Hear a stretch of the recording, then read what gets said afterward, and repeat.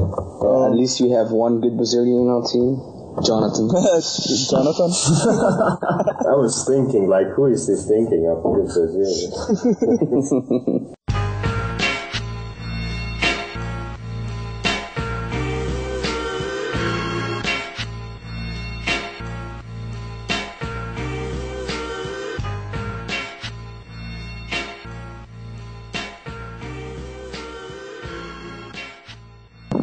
Yeah, everybody's ready. So, welcome everybody to the FIFcast, a podcast made by Forza Inter forums about Inter, Branca, and Stretch host commercials. Today we have a nice variety of accents, starting with me, Wera. Hello guys there, I'm the one known as Aurel in Forza Inter forums. My name is Kevin B from Forza Inter forums as well. Here's Nurko, the one with the Materazzi avatar. Hello, I am Pimp, VT hater, and I'm not talking about the movie. Domesticated Pimp. Just a pimp. And he's really domesticated because he went from school to record. Well, you know what to say, pimping ain't easy. Yeah. Well, this is our first episode, and we were thinking about doing some introductions. So we're skipping me right now, and we're going to talk about Aurel. Who the fuck are you? Well, I'm this motherfucker there who lives in Switzerland. My origins are from Albania, actually. Well, my parents are Albanian, but I was born and live in Switzerland here. So you're a traitor. Are you a traitor? Well, that's our point of view, so let's not get into political discussion. Okay. It's all about football, no. Let's keep politics out, man. Let's keep politics out. I agree. So yeah, I'm about 20 years old. Started watching football and playing when I was like 6 or 7. And pretty much that was when the World Cup 2002 happened. And I became a fan of Ronaldo, the Brazilian Ronaldo, of course. And I just gathered these pictures, the Panini pictures, and I just saw, okay, he's playing for Inter at that time, and from then it was decided I'm an Inter fan, and I really started supporting Inter, I think, like 2006 or 7, when I found out I could stream games and stuff, because before I couldn't just, like, watch them. And yeah, that's pretty much how I became an Inter fan. So in Switzerland, which football channels do you have on your TV? Well, on free TV, it's like just you can just watch the Swiss League and Champions League and Europa League. But for pay TV, we can get Sky, we can get Teleclub, it's called, and there we can pretty much watch what we want. Yeah, so pretty much you have everything. I mean, everything for European football. So, if I know you're from Albania, but you live in Switzerland, so which national team do you actually support? Do you support both?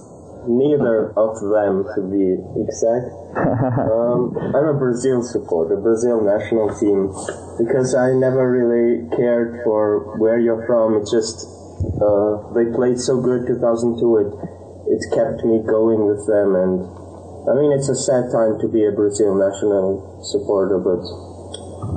I can totally understand that, because I love Ronaldo too, and I really liked watching the Brazil team, and even I don't support any home team here in Slovenia, but I really like Inter, so I totally understand that.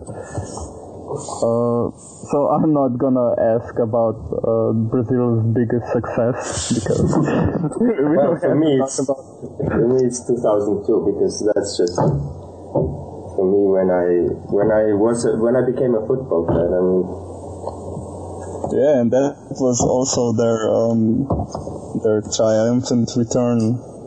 Yeah. Because they lost the final in 98. Yeah.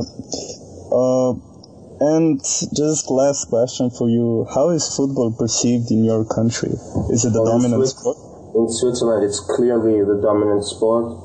And lately, I mean, with all the, I don't know how to say, but with all these strangers here that are pretty good in our national team, it has really become even more popular than before. I mean, since like the Shachiris and the Jakas and all those guys joined the national team, people just... Yeah, and all those tournaments you are on.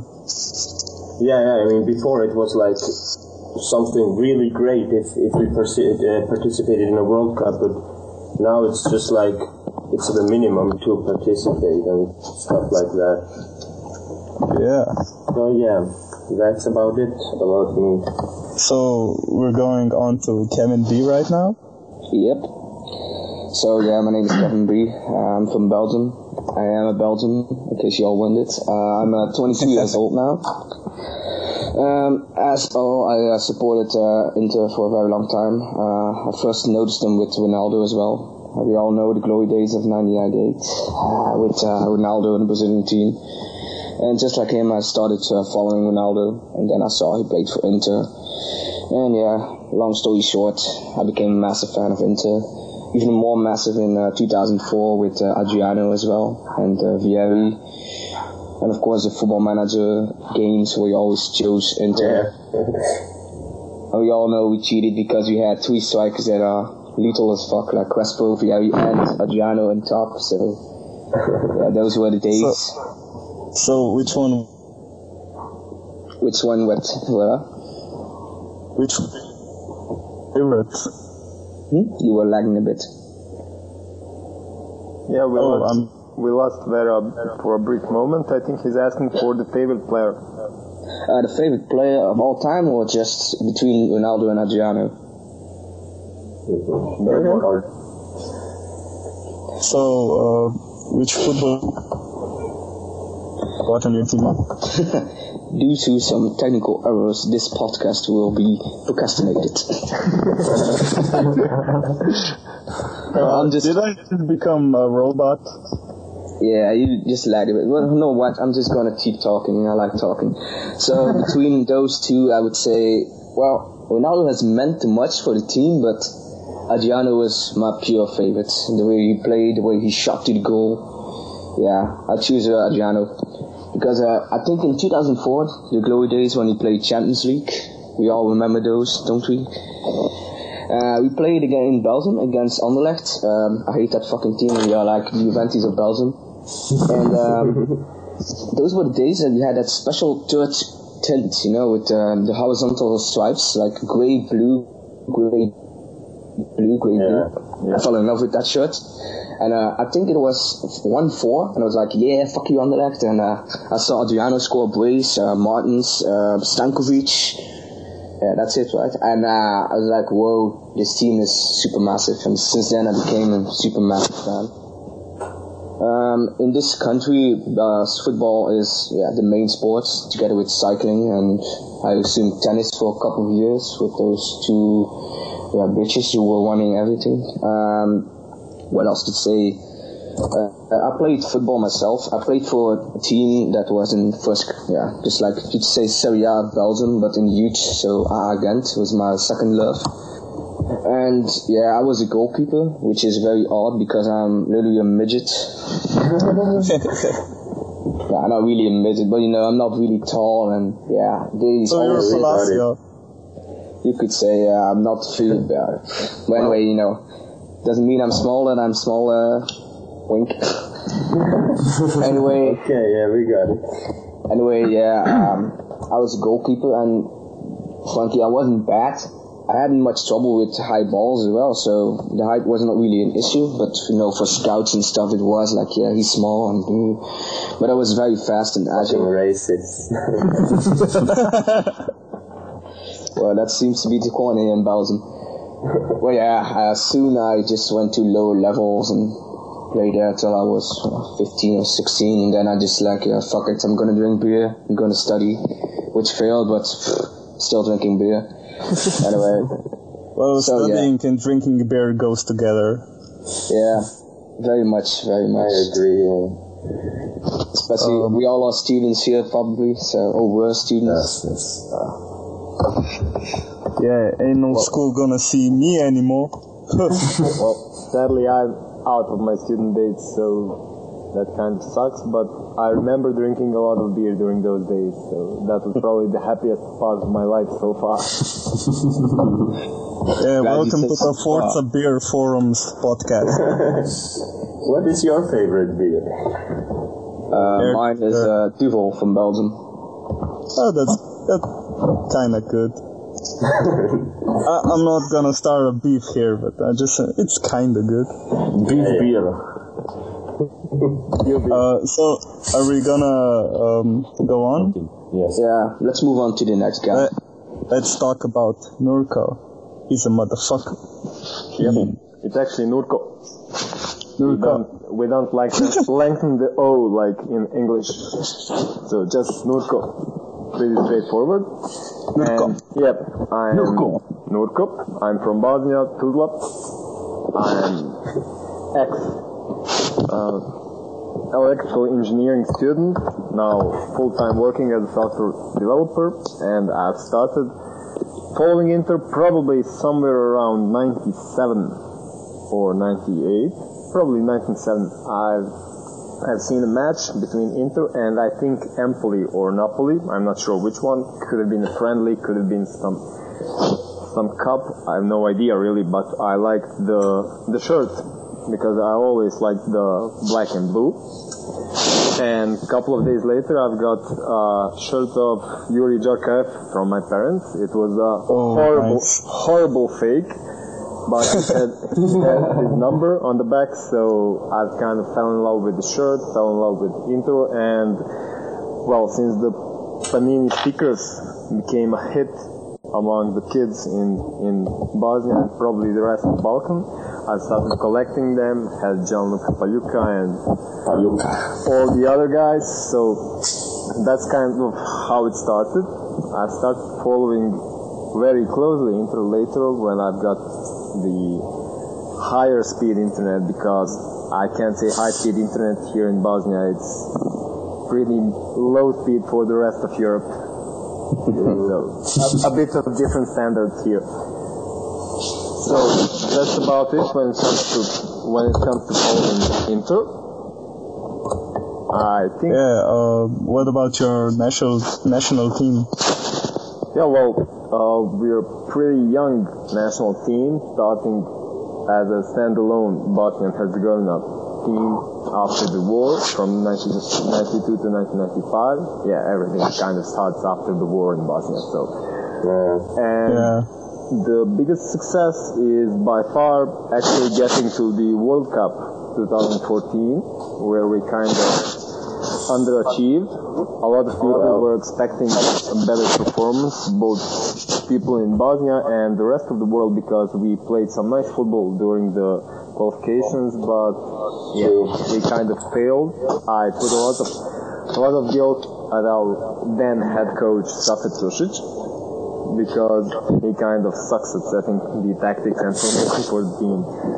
And it was a very happy week for me when he was sacked from the bench.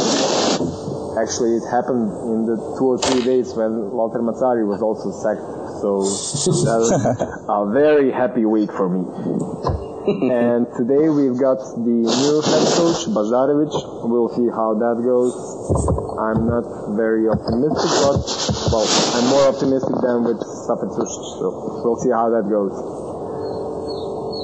What about football on your TV? What can you watch?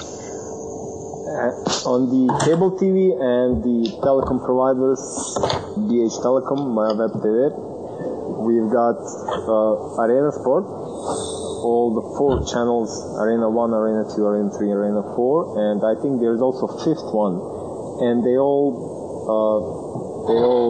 stream or transmit Serie A matches, which is very good for me, because I can watch Inter almost regularly on their channels with our commentators, the Balkan commentators, the one which I would understand without having to listen to Arabian people screaming on the streams.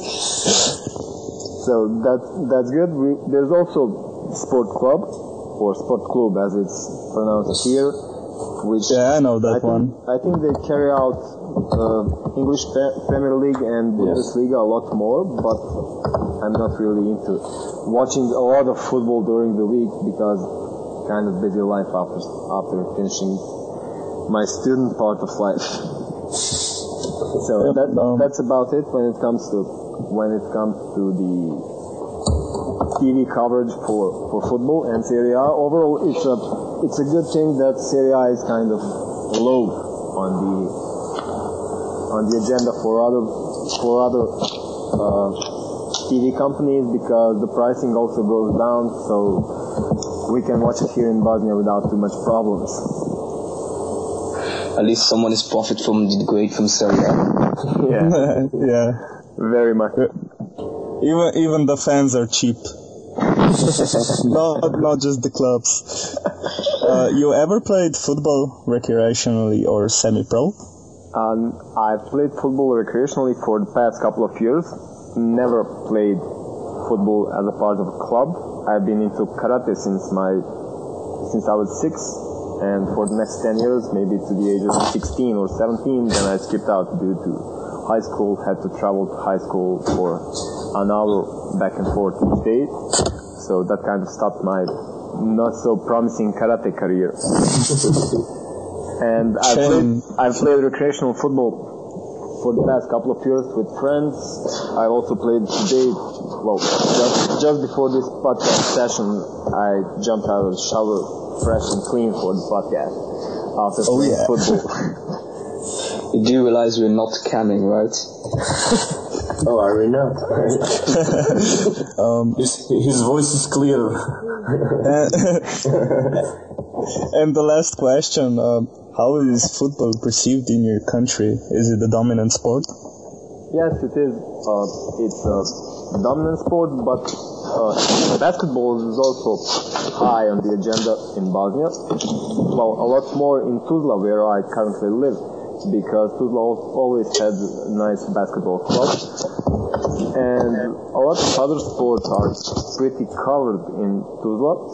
The whole sports like handball and basketball as well. And for young people, karate also takes a high place because parents kind of always go for the karate lessons because they're not as heavy as football for the parents, because you've got karate lessons maybe 2 times a week, while football requires a lot more attention when it comes to kids. So karate is also high. There's also a good performance in karate from Bosnia, but football is definitely the dominant sport. So that is why I will never pick a fight with a Bosnian fan. Or any Balkan fan. Everybody knows karate. Doesn't Bosnia have a Bruce Lee statue somewhere? Yes. Is it Bosnia? Yes, it's Mostar in the southern part of Bosnia. Actually, I still have no idea why they got that statue. It's a tribute to Bruce Lee. I mean, it's pretty obvious now. I think the guy was never there. I think he even didn't know about Bosnia or Mostar, but I have no idea really. Maybe I will check it out and have more information about it for the next podcast, so we can discuss more Bosnian people and fighting. Yeah, do that. And we could talk about Pimp right now, but I think we should go on. Yeah. Pimp. I probably fuck off. I left financial lectures for your shit, man. So there goes the Balkan accent again. Come on. I have an interview at the US Embassy for a visa of summer work and travel. You can imagine how that will go. It's gonna go good. But first you have to tell us, who are you? I am Domesticated Pimp. I am from Macedonia, live in Skopje. Not single taken, hence the domesticated part. And how did you start watching football? Well, I was probably 4 years old or so when Ronaldo came to Inter, of course, and my father forced me into watching the games. Used to cry every time Ronaldo fell injured. That was two or three times of my life. Yeah. That's how I got into it. So, was Ronaldo also your favorite Inter player? Of course, no doubt, by some margin. We are so predictable. Yes, of God course. damn it. Which football channels are in Macedonia? What can you watch? You can watch pretty much everything if you have a good cable provider. It's digitalized everything. You can't really have. You can't be without a subscription to any of the cable providers. You have Sport Club and Arena Sport or something like that. You can watch pretty much every league starting from NBA, NHL, NFL. It just costs a lot. Yeah, that's how it is. How is your national team doing? But which national team is that? Let me think, man. This is a tough one. Probably Switzerland, is it? No, definitely not Switzerland. Definitely not one. It's nah. Belgium.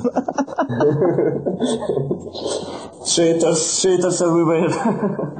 It's definitely Albania, and I think the biggest success of the Albania is yet to happen, because I don't think we have ever done like something major, be it European qualifications or World Cup qualifications. We just suck, plain and simple. Yeah, well, you know what's your biggest success right now? That Lorik Sana plays for you. At least he plays for you. Of course. Lorik Sana, and who else? And I really don't know other players. No one else. There are the ones that are too bad for the Swiss national team, and they just come to them. Oh, you traitor. No. The players that's not my opinion. It's just like there are those. I know how it is. The players that are not good enough for Albania play for Switzerland. Of course. It's sad. I mean, there are Albanians, and it's the national teams have become like club teams, but that's for another time to discuss. Yeah. I have to ask you, have you ever played football? Because I think you never played football. No, I played when I was first or second grade. It was forced upon me. I didn't go by choice, and pretty much left it 2 years after, and I play once a year football, and I pretty much suck. I'm like a Kuzmanovic and Cambiaso combined. So first you were forced to watch Inter, and then you were forced to watch football. I think you really don't like football. I just described the whole youth of the whole Balkan. I mean, you are forced to yeah, it's a bit like that. Of course I like Inter. I mean, come on. I used to cry a bit. Oh, of course. I am a big fan of Inter. I mean, even people call me an Interista and whatever. I am known in my friends of circle in the circle of friends that I am a big Inter fan, and I don't get very well along with Juventinos and so on. And can you tell me also how is football perceived in your country? And with that I mean Macedonia and Albania. I don't have anything really in Albania, but I can tell in Kosovo, since I have some relatives there. Yeah. In Macedonia and Kosovo, the first sport by some margin. Except for Macedonia, here with the success of the handball teams and basketball teams, they watch it too. But I mean, it's only Payo and his fans who watch handball. He likes his metal look, so. I actually studied 200 meters away from where they train, the Metalurg team, but that's for another occasion. And the main industry in Skopje, in Macedonia, it's betting shops. I mean, just imagine, Sport Life and Zlatna Kopačka have a combined net profit. I'm talking net profit of 100 million euros. And imagine it's 2 million population. It's so much. It's like car washes and betting shops. Skopje is all about that. Yeah, that's true. I've been there too, and it's like that. Well, I have a question now for all of you, because we talked about your national teams with one guy, of course, supporting the Brazil national team. Which player from your national team would you like to see at Inter? Should we go like with the same? Should I start again? Order? Yeah. Well, I mean, if anything's possible, like it's obvious, Neymar, man. If Neymar would be at Inter, we would be safe. Like that guy is he's 22 years old, or 21. I don't even know, but he's like on another level. I mean. Have you seen the goal he scored against PSG? Yeah, it was great. And, I mean, he showed this season in Barcelona that, I mean, he's scoring, is he still top scorer in Barcelona? I don't know. But he's scoring a lot right now. Okay, maybe he overtook him because he scored some braces and hat-tricks. But yeah, I mean, he showed that he's not just this overhyped Brazilian, but that he really can lead a team, also with the Brazilian national team. I mean, he carried the whole Brazilian national team in the World Cup, and I think for me, if I could take one player from Brazil, it would be Neymar. But so, yeah, that's dreaming. I mean, never gonna happen. What about you, Kevin B? Well, obviously, since you all saw my profile picture on FIF, it's going to be no doubt Kevin De Bruyne. He's a very class playmaker. He has a great shooting technique, passing technique, vision, speed, he can head. He's an all-around player. And he's not weak also. He's young, but he has some muscle. Yeah, I wouldn't say muscle, but he can hold on to duel and do things. Have you seen the game of Wolfsburg versus Lille, or Lille versus Wolfsburg? It was Thursday, and I couldn't watch Inter because it was in Corabogua or whatever. Sorry if I'm being racist or something for that. Anyway, and I saw him giving a pass to another Wolfsburg player. I think it was Perisic, I don't know really, or Olisic. And that pass was just so wow. Like, dude, the fuck? Do that to Belgium and we were world champion. We beat Argentina, and fuck no. But yeah, he's really class, and I really wished at that moment, like 1 year ago, that he would come to Inter, but no, we want to spend 15 million on fucking Usus Hernanes. Instead of 5 million more, and we had a young Belgian fucker that was fucking superstar. But I think it was a steal. 20 for De Bruyne you could say it was a steal because he showed that he's capable of a lot. Yeah, but he's really definitely massive.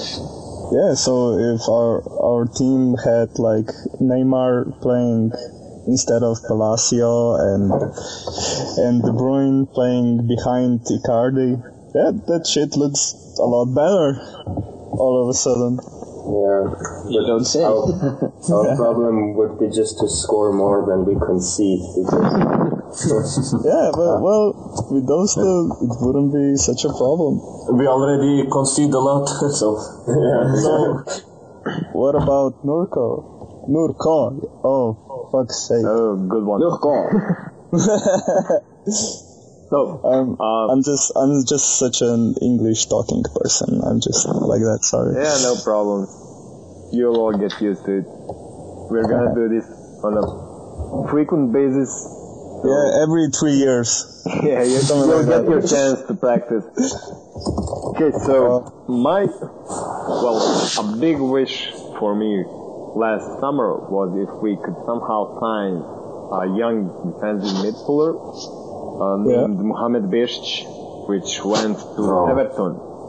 And I still think that having him instead of Medel or Mbila would have been a good thing because this kid has a lot of potential. He's kind of not a bulky defensive midfielder, but he's got a great tackling.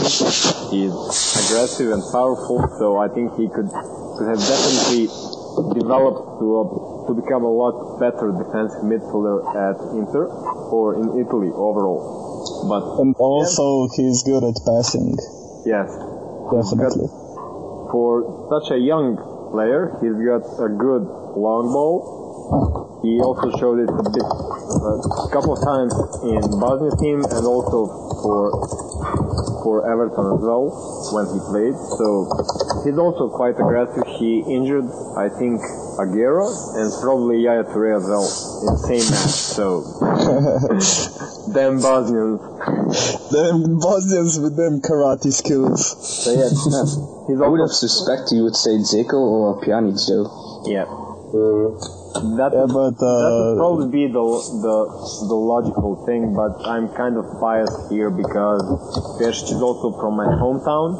Well, his parents he was born in Germany, but his origin is from Srebrenik, my hometown, so I'm kind of biased here.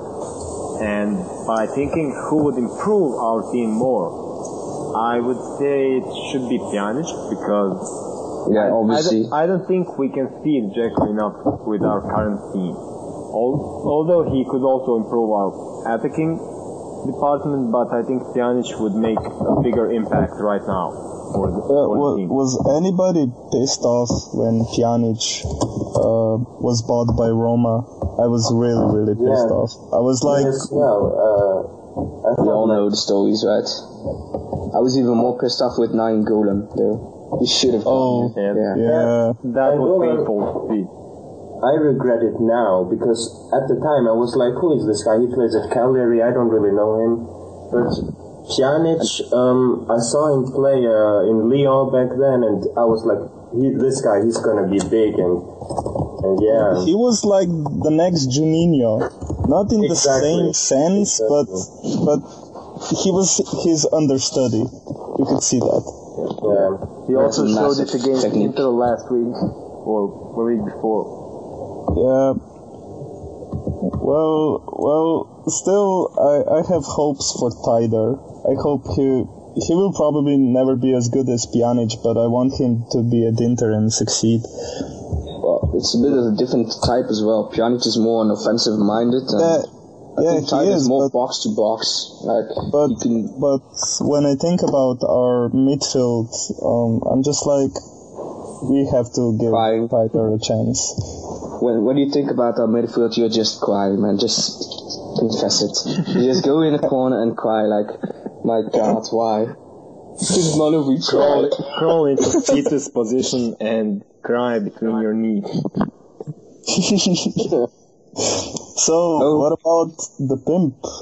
Where do I start, man? Too many to choose from. Do I go with the crappy striker or the crappy goalkeeper or the crappy fullbacks? I mean, too many choices. You could go for Januzaj though. This just reminds me how I started playing Football Manager again, and I pick up a shitty team, and there are like no good players. Everybody's rating is under 60, and I'm like, who should I choose? Which player should I take? Probably I would take either Ergüs Kaç or Elseit Hüseyi. Hüseyi is a starting left back for Empoli. He's 20-year-old. He's more defensively oriented. So if we had a offensive fullback on the right, he would be a good choice for the left. Or Ergüs Kaç. He can't be any worse than Kuzmanovic. I mean, come on. Yeah, it's probably quite easy to improve the current team of Inter. Yes, of course. When you A lot of options there. when you speak of a PAOK player that can do an improvement to our team, we have fucking failed. We have failed everywhere, man. So since we're talking about our team and how we really need improvements, we can see that let's say Mancini was the first improvement for this team. Do you guys agree? Nah, not really. I do. I quite agree that he was an improvement over Mazzari, and he was the only suitable, you could say, solution in the time he had. And we all agree Mazzari had to be fired, because for fuck's sake, that was abysmal football. That's I'd rather lose with 1-4 and play some decent attack than winning with not say that I would rather win though, but losing with 0-1 with some crappy 20 men behind. Nah. But come on, with Mancini we aren't doing any better. I mean, but you can't really you give him time really, because now he just came from this team, and you see there's still Mazzari influence in it. I believe if you put Dodo out, and I would say Nagatomo, but yeah, he sucks now too. Just play with a youth player now, I don't know, somebody who had some decent qualification as a left back, because Dodo didn't have it. He's more an offensive left back. You could play him on left middle or left forward. I wouldn't place him instead of Palacio on left forward, in place of Kovacic on the wings. Play him there. Can I say something about Mazzari? It strikes me really strange. When he first came here, he was like, the boss man. Yes. Everything that happened in the first year, it was like, Belfodil didn't play good, or Belfodil barely played, and he was just like, well, fuck you, you weren't good enough for me, just go. He smacked Tider, some shit like that, he was like, he really had the balls, it's like the team respected him, and in this year, it looks like he totally lost the team. Nobody wanted to play for him. It just seems like that. Like the total opposite. He was like the boss man with his glasses on and shit like that. And then this year, bottles and shit. Well, biting bottles. Was that last season? The end of the last season? Yeah, I think it was. And then again this year, something like that. Well, I think this strikes me how big difference. I think the cracked finger thing happened this year with the handband and looking injured on the bench. I think that happened this year, and the biting bottle incident happened last season.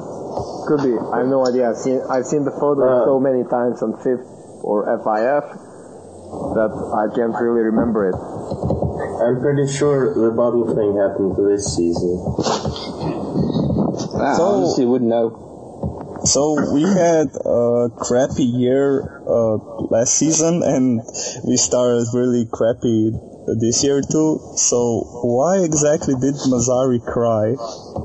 Can somebody explain that to me? I think honestly that he was very close to the group, and probably to Juan, Winokia, and all the other players. Jonathan, who played very much on him, and I think if you have to leave with Jonathan, we all would cry.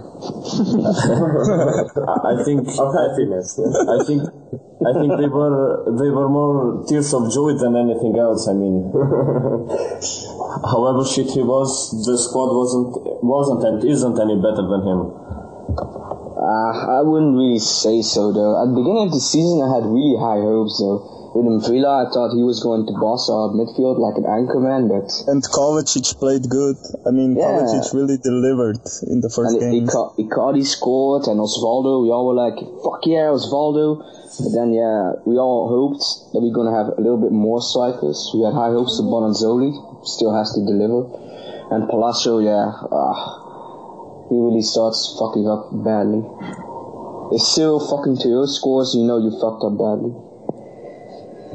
But yeah, we'll see how it goes now. I hope it goes better. At least we all do. Maybe the crying thing was also because has he ever been fired like a trainer? I mean, he always left. He always left on his own choice, and this time maybe it was just too much for his pride or something. I mean, well, he obviously failed miserably. I mean, that's clear. Yeah, he had one season when he had to set up his team, set up everything, get the players he wanted, get the system he wanted, and playing without Europe. Yes, and in my opinion, that was also a failure because the team played horrible football last season. Despite the improvement in the position on the table from the season before, I think it was a failure. And this season we came in playing some nice football against low quality teams. We've seen coaches score, and also that got us all go batshit crazy about the potential of the team. But then started the defending and the horrible football against Cagliari and stuff like that, where we really didn't see a single build-up play action from the team that you can say, oh well, this is something they practice in training. This is something that Mazzari drilled them to do. It was horrible, just pass the ball to the right or left, shoot it into the box, and we'll see what happens. I mean, completely no idea in the attacking phase from the team he coached for 18 months. I think that's a big failure. So it was probably a bit of a lot of a pressure for him. So he started crying and went out, a bit like a bitch. In my opinion, I would have had a lot more respect for him if he handled it a bit better, but I don't think Mazzari really minds or whatever you think. I think he's now going to the bank, like smiling and with his glasses on, bossing to get this 2 million off the accounts. That's just the one thing that bugs me. I mean, we are paying 2 coaches, and they are probably the highest paid coaches in Serie A. They are. Maybe that was Mazzari's Ocean's 11, and he tricked us. He knew he was going to fail at Inter. He was like, I'm gonna do everything to fail at Inter and let them fire me. Yeah. I'm gonna send Cassano away, who is the only guy who can create anything. I'm gonna leave Kovacic on the bench, like that was his plan for the first season. I can see it now. He's a Napoli agent. It's true. So probably the tears were the tears of joy because he thought, God, it's finally over. They lost the patient. I think he expected it a lot sooner to happen. You know, he was expecting it to be done by the end of last season and not given the contract extension. But hey, more money. Yeah, why the hell not? Thohir waits for 4 games more than Moratti, something like that. Don't get me started on it, please. So, a question for all of you guys. What did you do when you found out about Mazzari leaving? Kiss my professor. Really? Score. No, professor. I was on the bus and I was screaming like a lunatic. Everybody was staring at me like, what is he doing? I was reading the Inter Twitter feed. I mean, they were saying that Mazzari is fired, and now I was just waiting who will be the next one whom I will want to be fired in the next year or so. Turns out it'll be Mancini. Well, for me, I posted it even in the thread. It was like that one scene from Scrubs where Ted is like screaming because Kelso is dead or something. And it was like that. I was just like, I was woohoo, so good. But after that, I realized, okay, we have to pay him. Mancini's not gonna be like Mourinho or something. And I don't know. It's hard to get excited these days for Inter, so I just have to take what I get. I think I was heading out of a business meeting which was going on for like 2 or 3 hours, And when I finally got to my computer, everyone was reporting about it. You know, it usually starts with a single story on Football Italia or Go.com or FIF, someone mentions it, and then it starts to roll on, Mazzari's getting fired and stuff like that. But when I came to my computer, everything was up to date with all the stories about pretty much Mazzari confirmed. Yes. And I think I just sat there and started reading, and I was happy that Mazzari was fired, but I was definitely not happy that it was Mancini. I mean, not happy, I was not excited about Mancini. Yeah, he will definitely the same way. He will definitely be an improvement, but I was not really ecstatic about having him as the successor for Mazzari. Yeah. For me, it was, I think I was, the night before he was fired, I was going out, so I was a little bit hangover in bed. And I just opened my laptop and saw JGM post like Mazzari fired, woohoo, doing that gif from Eric Thohir that he's like in the movie Hangover, you know, we all like that gif. I think even it's your profile pic on Fifth Domestic Pimp. Yes. And anyway, so I was like, yeah, cool. And then I saw the next thing, it was going to be Mancini. I think it's an improvement. I was happy that it was Mancini because who else? There was nobody else around. But then I saw he's going to earn $4 million, and I was like, why again? Come on, we all know we're going to have to pay him that much for the next years because we probably will give him an extension.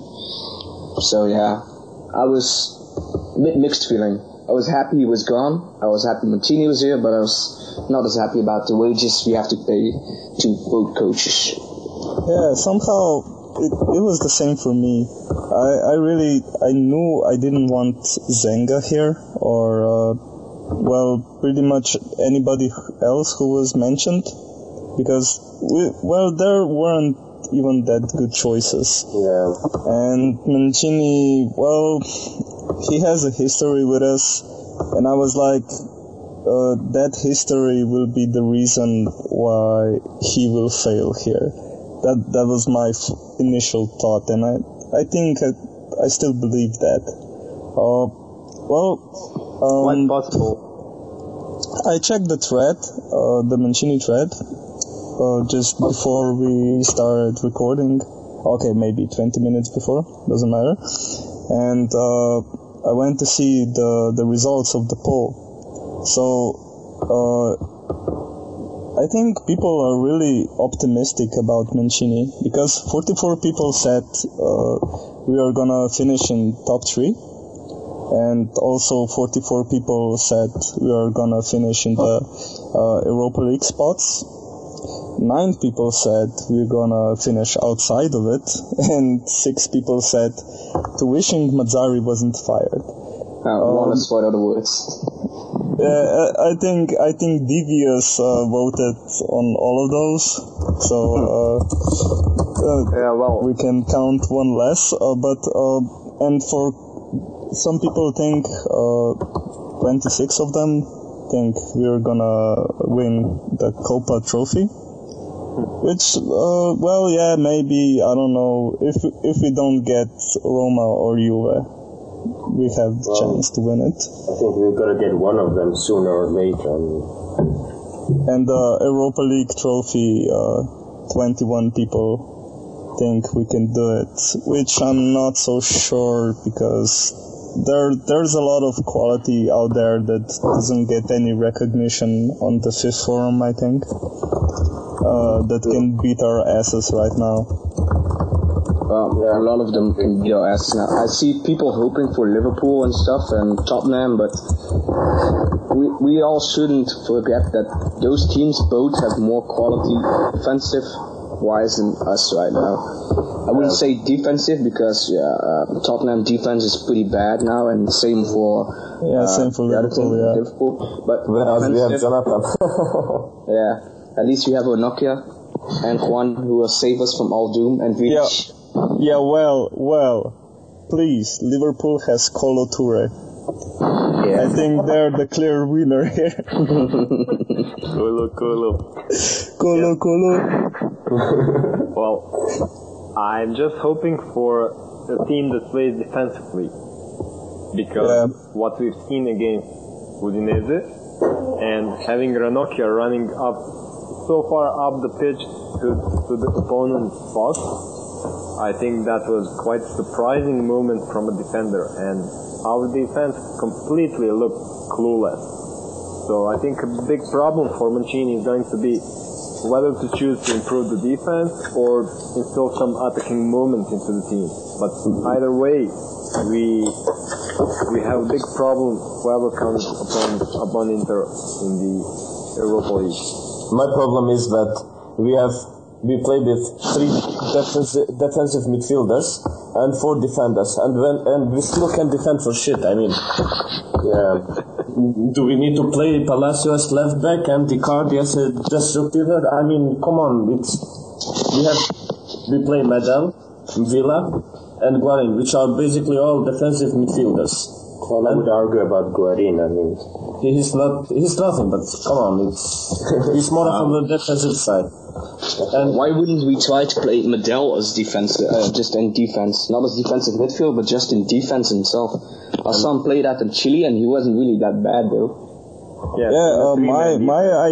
My idea was to play JJ as left back, Medel, Ranocchia, and then whoever on the right side. So it can be Nagatomo, D'Ambrosio, or Johnny the God.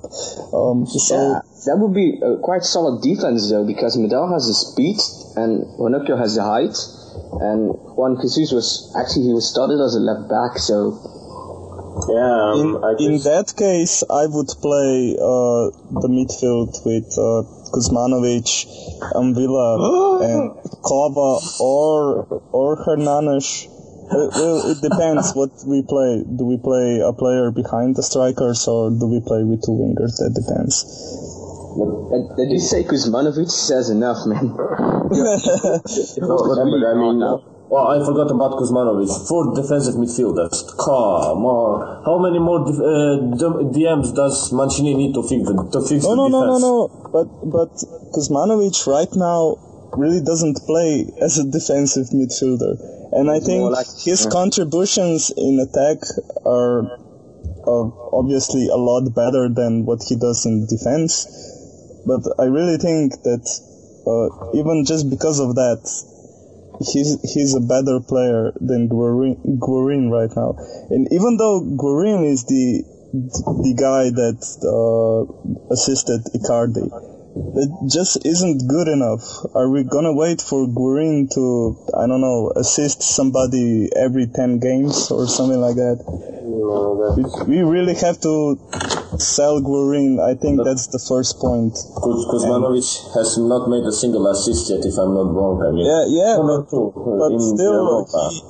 but still, I think he makes a better build-up than Guarin. And build-up is a big problem for us right now. Well, it's even with Kuzmanovic, the build-up is a problem because, to me, honestly, I haven't seen a more useless player than him. He does something good. I want to be positive. He can do something good. He can make a difference. He can pass to Handanovic. Nothing more. But what does he do? He passed to Handanovic, he passed to Ranocchia, he gave a long ball to Dodo, which never achieved. He passes to Nagatomo, who doesn't run. He gives a ball to Palacio, who can't head. He can't win a duel anymore. He gives a deep pass to Osvaldo, who needs the ball in his feet. Icardi doesn't give a shit pass. I would say sums up our season. I wouldn't play with Kuzmanovic and Guarin neither. What do you guys think about Lucas Leiva? He's being rumored to us now. I'm not a fan of him. That is why I was talking about Tyder before. I want Tyder here instead of Lucas. Lucas Leiva is like Thiago Motta, except he doesn't play as good as him. He just gets injured as much as he does. Well, I think any player that will not improve the team significantly shouldn't be allowed to join the team, because we have enough options in the team, but not many stars, many team leaders. Our team is basically full of backups at this point. Yes. I really hope we're going to have Sosi. And what Wera said about Tyder, I think that if he's not sold, he should be given another chance, because now Mazzari is clearly not here, and I think the first problem about him was something with Mazzari or against Mazzari. And if we have Mancini as a coach, I think Taider could be given another chance. He should probably be able also to replace either Kuzmanovic or Guarin, whichever he replaces. Definitely. That kind of gives us. Does he play in Sassuolo, Taider? Yes. Yeah, he plays. Yeah. And I haven't really seen him shining though. Yeah, no. He has been shining. He's been scoring and assisting, especially the last 5 games. I read something about that. The last 2 or 3 games he was really good. So, do you guys agree that, well, we don't have a lot of money right now, so we should be more careful about what we buy. Like, we should use players like Karhin, give them a chance, and players like Taider, and sell players like Guarin, but we should only use money for attacking players right now. Karhin is not the best example. I think he is already 23 or 24. I would agree that players like Taider or some players like Bedfodil, but we paid 10 million or so for him, and to just leave him like that it's moronic, just because the coach doesn't like so. It's a waste of money. Also, you can see that 2-3 months before we hired Mazzari, we signed a shitload of wingbacks, as we did for Mancini for his defensive midfielders. We got Villa, we got Medel. I mean, we have 5 or 6 defensive midfielders, for fuck's sake. I mean, how much do we want to please our coaches to only fire them a year later? I think we have no plans for the future, nothing. We just spend like the Moratti days, except we are just more broke than back then.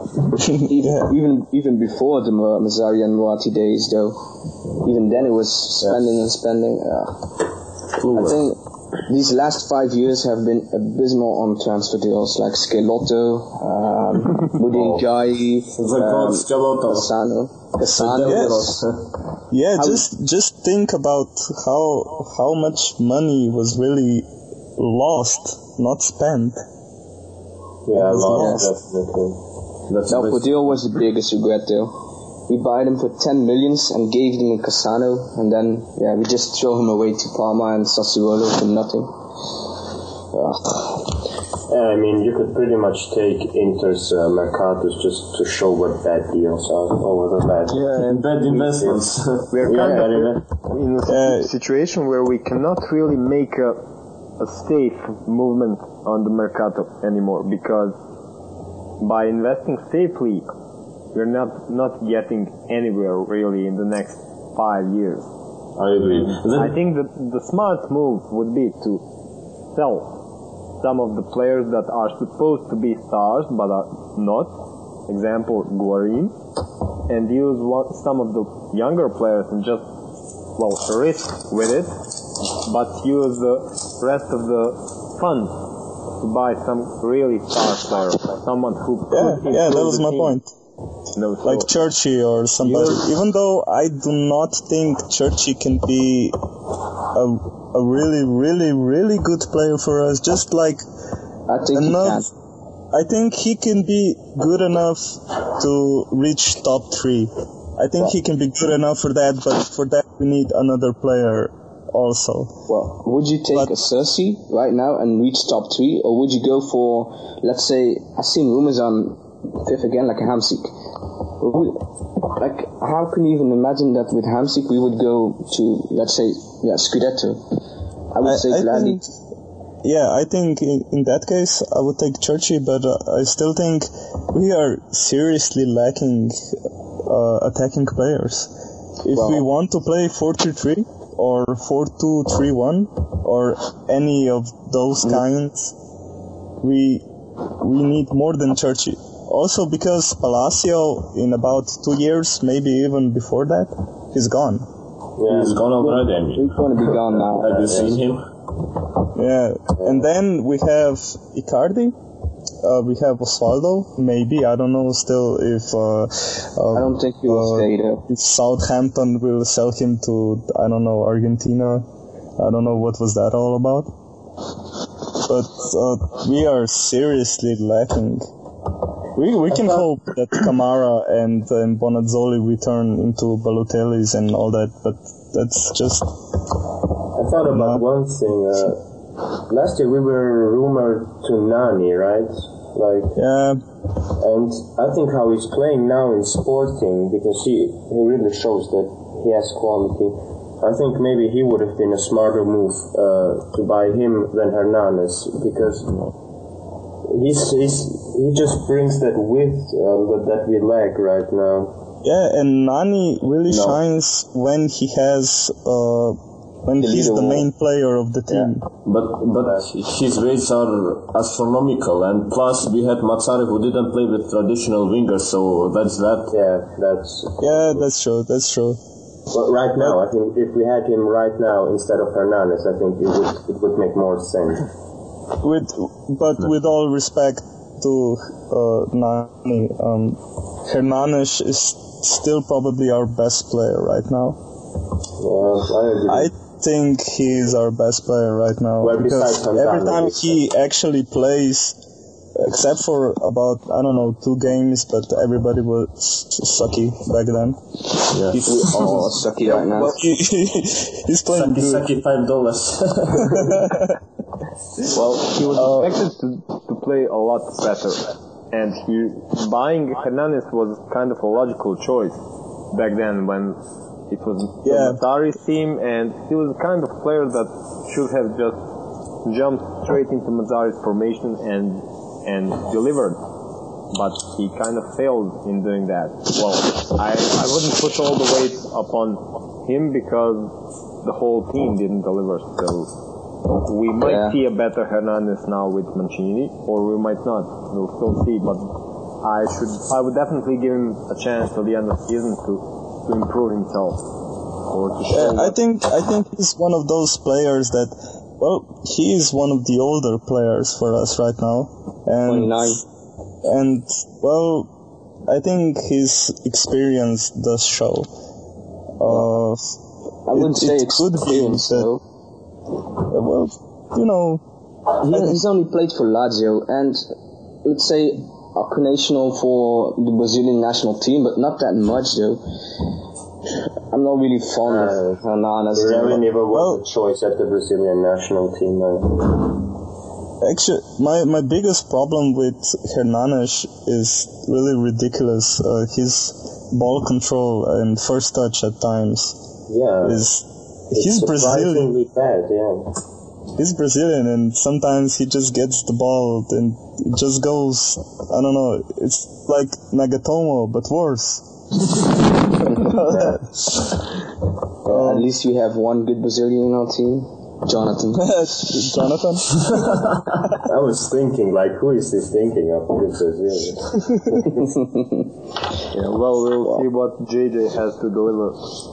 So, what are your predictions about Mancini? Do you think he will be our, I don't know, savior? Our coach for the next 3 years? Yeah, our savior, or just another casualty of the Inter curse?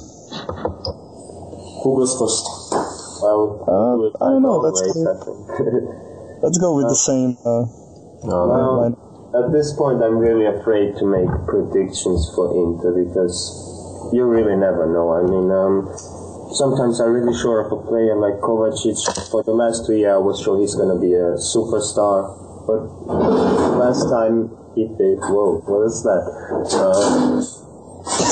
And just dumping the body, sorry. Yeah, I was thinking the same thing.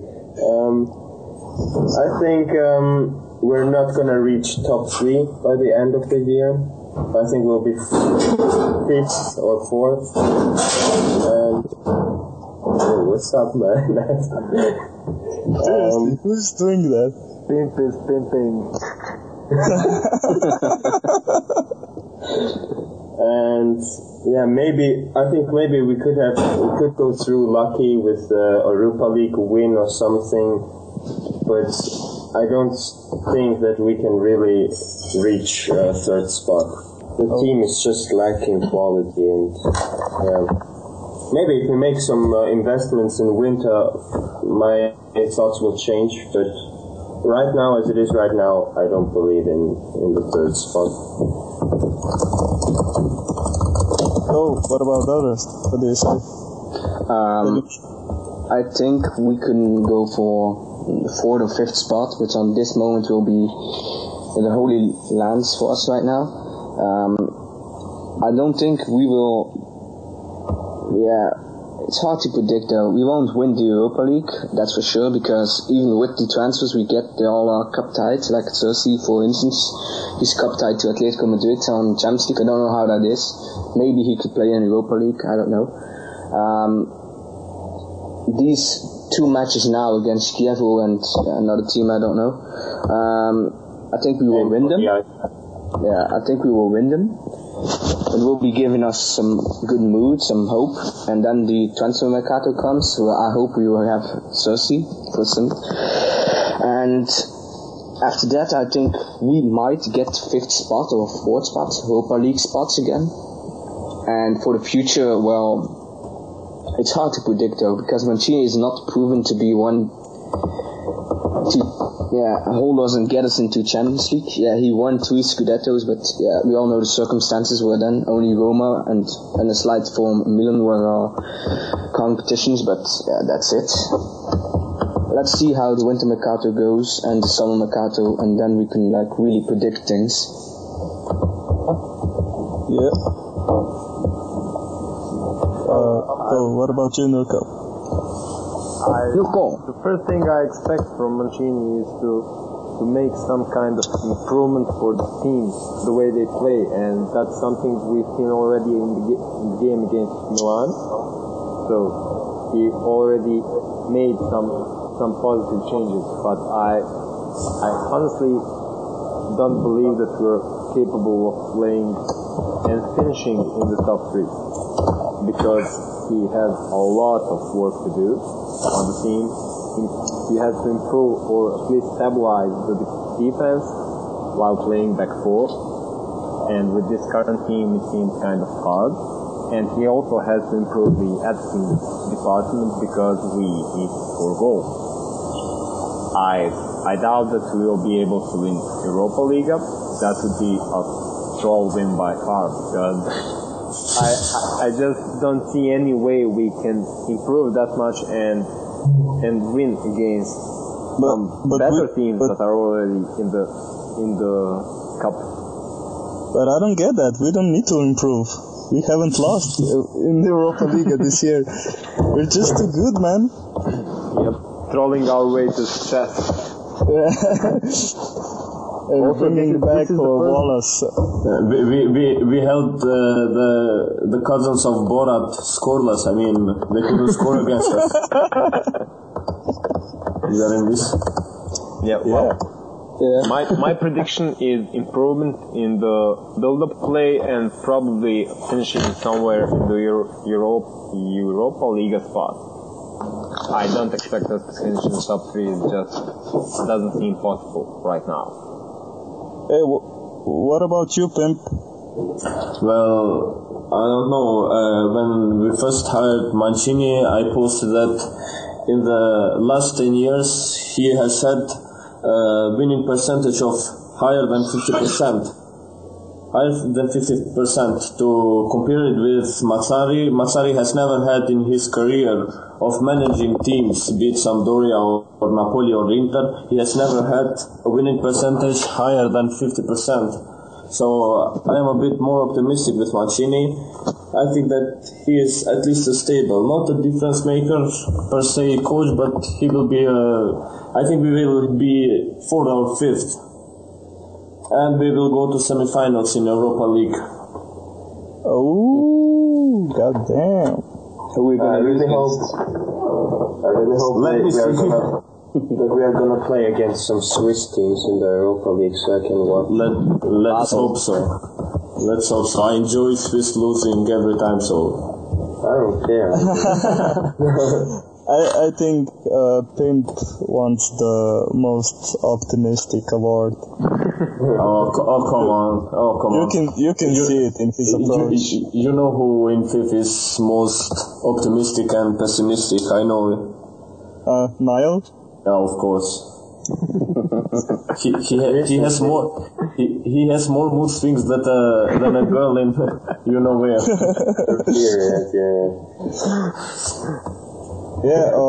Now Jekyll and Hyde. it got me thinking, right? After this winter transfers, what will he choose as his main formation? And what will happen if he cannot get the players he wants? I mean, just the type of the players. What will happen if he doesn't get a Churchy or anybody? Can I go Are first? we gonna play Dodo up front? A low striker. A new Messi? Who knows? Can I? Yeah. Go ahead. Ladies first. I think that Mancini is sort of like a Benitez type of coach. I mean, higher caliber than, say, Mazzari, and I think he will pull a Benitez on us if Eric Thohir don't buy him anything like a winger or what it's necessary for Mancini to work. I think we will play 4-3-1-2 with 3 defensive midfielders and Hernandez or Kovacic behind the strikers. I mean, he played sort of like that when he was first here, or was it 4-4-2? I don't recall. I all know that he will play with 3 or 4 G.I. Joes in midfield, meaning physical. So if you can lift more than 100 kilos, see if you are in Russia or something, you are more than welcome. Yeah, we got to buy Mika Richards. Yeah, Mika Richards and that buff dude from Worcester City or what was it? Wolverhampton. And that guy that played the Mountain in Game of Thrones. Plus I hear that Dwayne Johnson is a fan of us. I mean, we can sign him too. Oh, The Rock? Yes. Yeah. Oh. Nice. Well, at least he could make the pep talks during the halftime, you know. Or we can use him to punch Chiellini. Yeah, well, no problems there for me. I don't know, maybe we should use Silvester Stallone as the guy Sign the who talks. Expendables. I mean, why would we sign Silvester Stallone when we had Milito? They look alike. yeah. Oh, right. I mean, he is his brother, right? It is known. Someone's father has a lot of explaining to do. I mean, they look The speeches would be very funny though if you had the Stallone accent.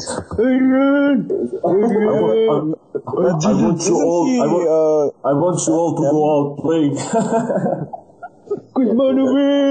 I mean, he's Silvester Stallone. Maybe he talks fluid Italian. Who knows? After all, he is the Italian stallion. Oh yeah.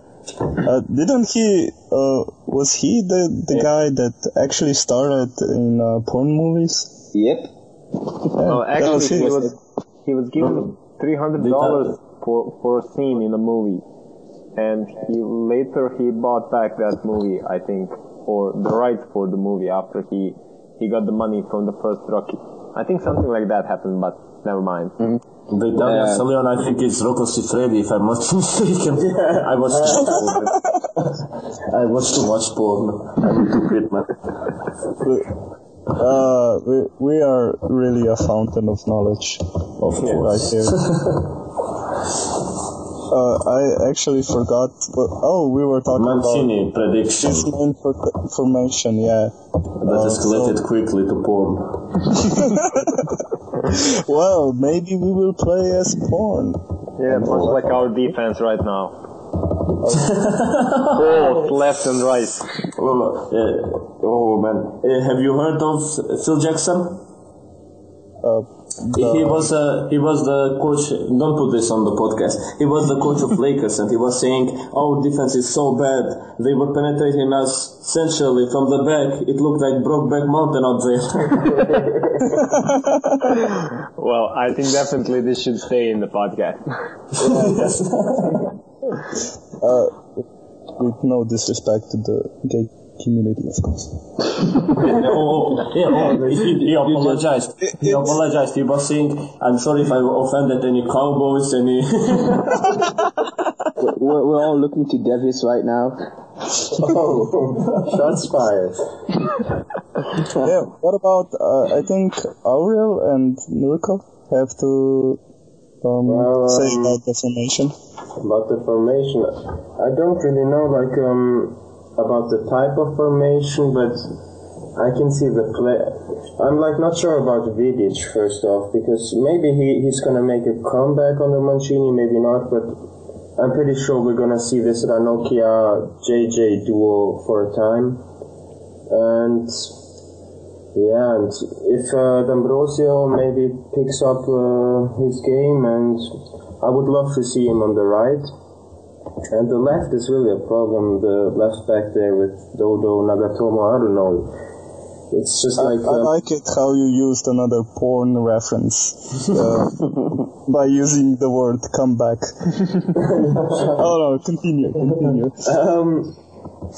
I think maybe we could play Dodo as left back if we had a defensive midfielder who could cover him up, just like Zanetti used to do for Maicon or something. But the midfield is Hernandez is gonna play for sure, Medel as well, he's gonna play sure, and maybe if Villa loses a few pounds, maybe he can come back as well. But I just wanted to say that he needs to get on those track machines and run really for a bit. And up front, Palacio's done, and I think maybe if we can put Kova or Hernandez as attacking midfielder and have Osvaldo and Icardi up front, that could work as well. It's pretty much the same as Pimp just said, something like 4-3-1-2 or something like that. Yeah. It's not essentially the formation that wins you the game. It's not the size that matters, I've been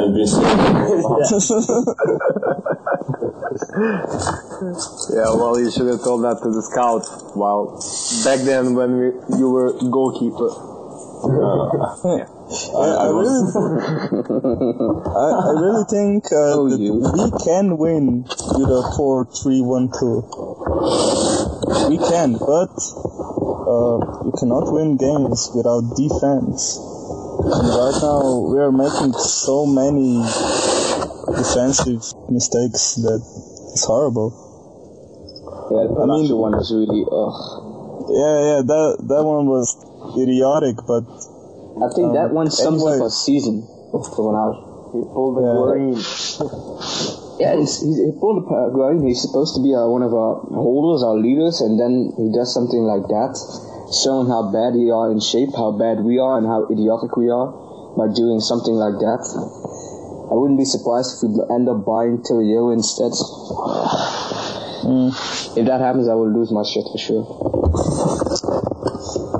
Yeah, well, maybe we bring Montari back. Secret agent. Have you heard what he did today? Yeah. Oh, that was so funny. I'm browsing the forums right now on my phone. Elon had so high hopes for Van Ginkel, and then he pulls off something like that. Montari. There should be an IQ test for Guarin and Montari. That should be a regular test for football players. Some of the things you see on the pitch are really get you thinking about those guys.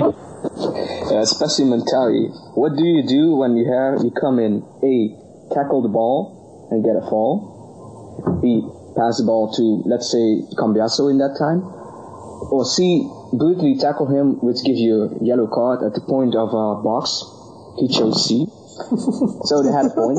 And then afterwards, Montari, what would you do? You stand in the wall. You have a yellow card. What would you do? A, jump with your hand high.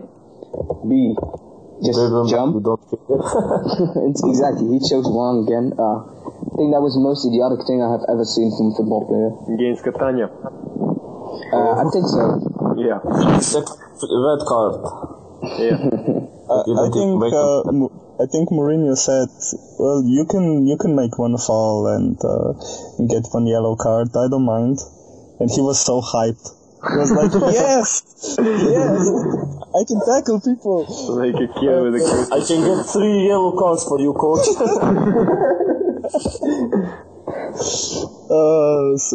What a moron. Or as Japanese people would say, baka. Yeah, we're not racist over here. Colombian hero of mentioning Baka. Baka. Carlos Baka. Have you heard that he's choosing about? Have you heard the rumors that we might sign Balotelli back? Oh God, please, no. That Mancini has requested for Balotelli as striker, or just as instead of if Cersei doesn't work out, we might loan him from Liverpool. I think the only thing that we could do with Balotelli is bring him here, perform a lobotomy, his brain out, and find some other, I don't know, football player. I don't know, who's that guy? Carl, our forum friend. Yeah. CAL. He plays some good FIFA, so I don't know. Put his brain into Balotelli, and that's it. Win situation, guys. Wire him somehow to a smarter person. Yeah. Yeah, well, I think that Balotelli would be a horrible move right now, because he clearly can't lead a team. He's not a person that can be a leader for anyone. I think he can't lead himself back to the toilet without having a problem with himself. So, I think that putting him in this team that is clearly clueless would be a horrible move right now. I think the only way I would take Balotelli is, well, without the lobotomy, of course, if he played like he did when he was 18, when he played on the wing. I even think he's slower now. I don't know. He isn't the same player anymore. So, fuck it. He is the same player. He's just more of an idiot right now. True. Anyway, guys, I have to go soon though. So, shall we round it off or? Yeah, I think we shall end the recording here. I have to go too. I have to go to the toilet. So. Will you masturbate to our sexy voices, you sick bastard? I would like to thank you all for coming today. No problem. It was a pleasure. What a great comeback. Another poor reference. You'll send the recording to me, and I'll just put it up when I'll have the time. Okay. And mix it and all that. Imagine if Nurko hasn't been recording all this time. Yeah, I've been recording, but we'll see how that goes. Well, we had a single test call, and it worked quite well, so we'll see what happens now. We have 1 hour and 24 minutes and counting of the recording, so there should be plenty of material for the podcast, and well, try to make our all voices sound masculine, you know. This was the first episode of FIFCast, recorded on the 13th of December 2014. I'd like to thank all of the co-hosts for joining, and I would also like to invite other Forza Inter Forum members to join in on the fun. So, thanks for listening and see ya.